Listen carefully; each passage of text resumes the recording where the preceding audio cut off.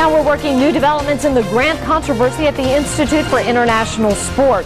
We've learned that while one Rhode Island State Department was auditing the $500,000 grant in question, a second department was approving more money for the nonprofit. As the state police investigation moves forward, we've uncovered why one key state leader says both of these actions took place at the same time.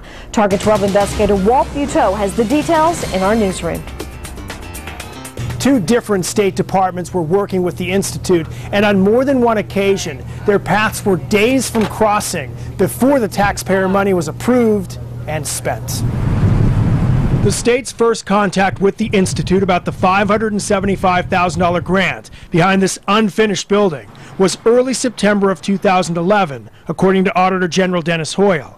On September 15th, Director of Administration Richard Leach signed the final state community service grant, but he tells Target 12 he was not told about the pending audit. And if he was, the mere fact that there's going to be an audit in and of itself doesn't mean that anything's necessarily wrong. Leach would not be notified about the audit until a month later. Hoyle telling Target 12, quote, "I notified Richard Leach of the audit on October 14th via email."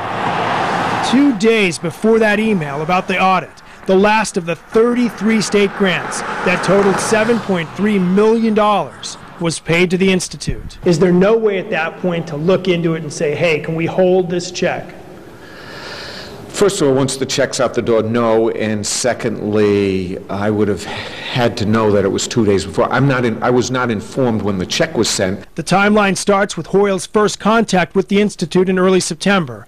Leach signs the final grant on September 15th. The Institute is paid $157,500 on October 12th. Hoyle tells Leach about the audit October 14th. 1 week later, the completed audit was released, showing that Dan Doyle and the Institute could account for less than a fourth of that 2007 grant for $575,000. Leach tells Target 12 the state is working on tightening the controls for all legislative grants. In the newsroom with the Target 12 investigators, Walt Buteau, Eyewitness News.